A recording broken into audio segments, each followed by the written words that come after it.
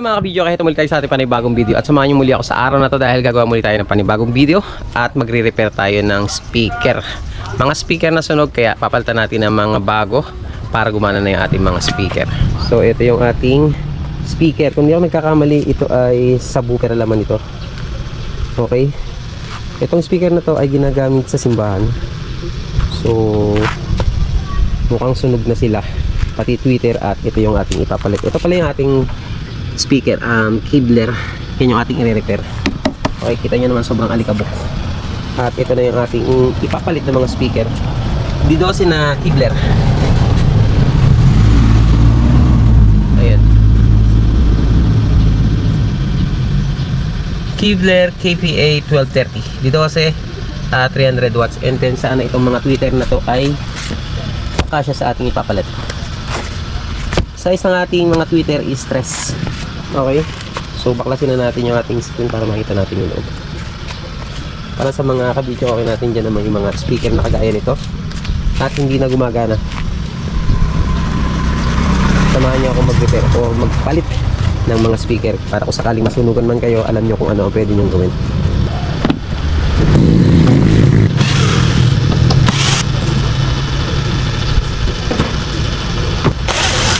Yung speaker na to is subwoofer.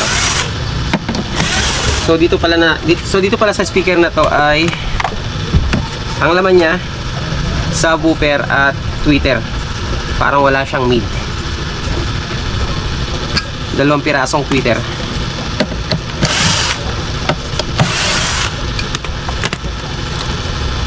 So itong mga to is totally hindi na talaga tumutunog.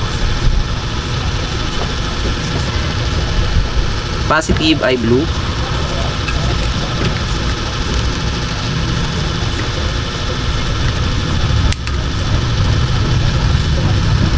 Ito yung kanyang magnet, yung kanyang driver unit sa tweeter.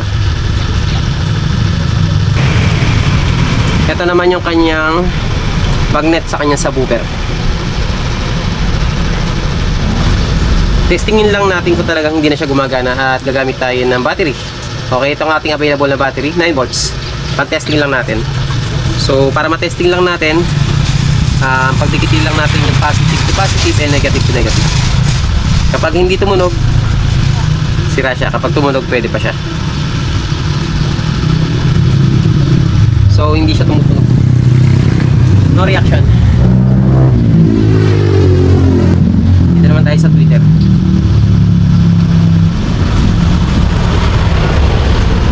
Wala rin. So, ang dapat sa kanya, kapag good ang speaker natin, dapat may maririnig kayo kahit konting tunog. Ito, bago to. Gaya nito.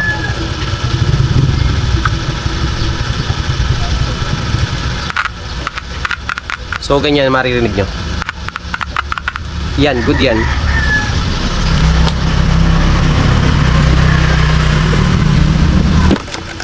Yung pieces yung ilalagay natin dito.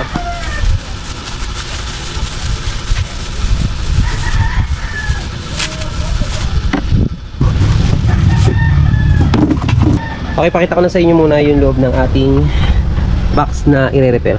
So meron siyang dividing network.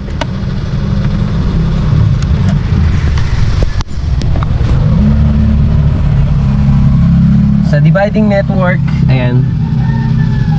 Itong isa ay sa subwoofer. Linya niya sa subwoofer ito. And then itong dalawa is para sa tweeter. Okay.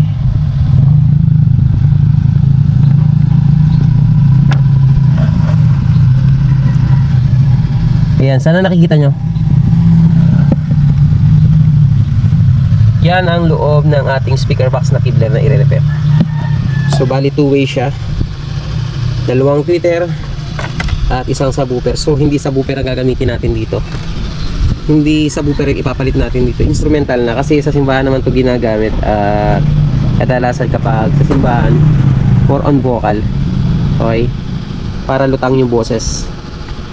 Kasi kung subwoofer medyo lubog ng konti ang vocal. Okay, kaya instrumental yung ating ipapalit. So check muna natin. mapakita ko lang sa inyo ang speaker na good. So ayan, umuugong siya, tumutunog siya, ibig sabihin good siya.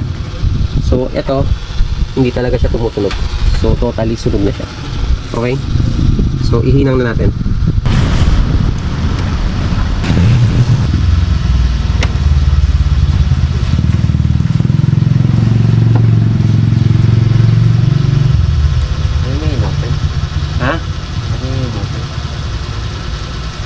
Pukpukin mo lang ng konti yung side. Okay. Maka na paraan. Screw, flat screw.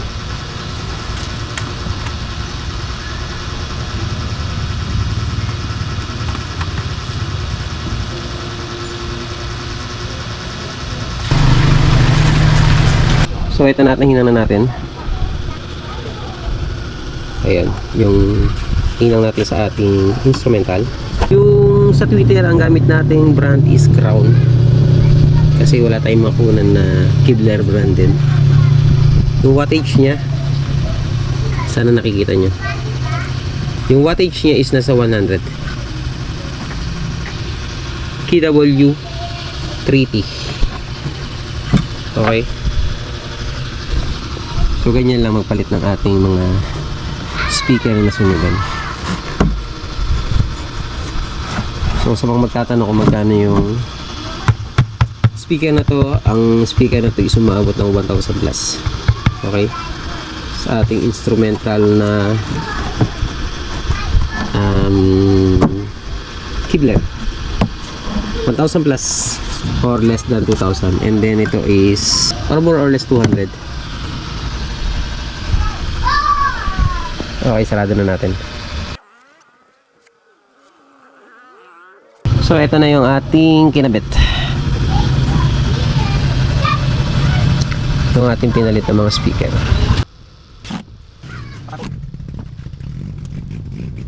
So ito yung likod ng ating speaker na ginagawa. KR 312. Okay.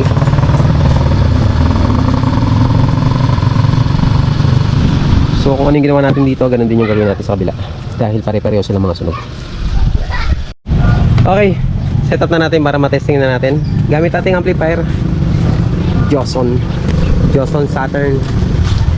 Ang sound check lang natin para matesting natin kung okay na yung ating mga pinalta mga speaker. Lahat sila sunog.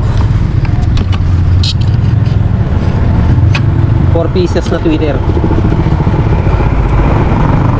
at 2 subwoofer. Sunog lahat yan. Okay, so naset na natin or nalinyahan na natin yung ating speaker. Ito yung ating gamit na amplifier Joson Saturn.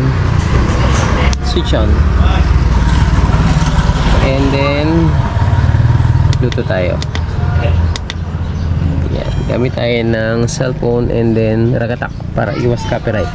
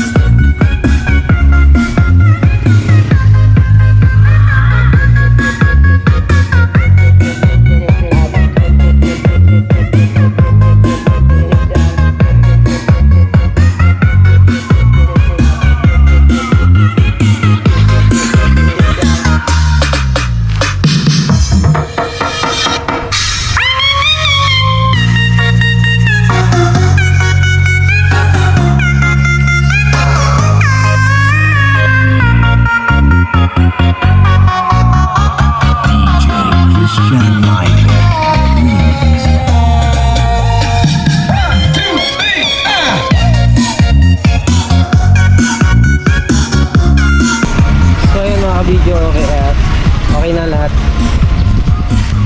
Napalitan na lahat natin ng speaker at gumagana naman silang lahat.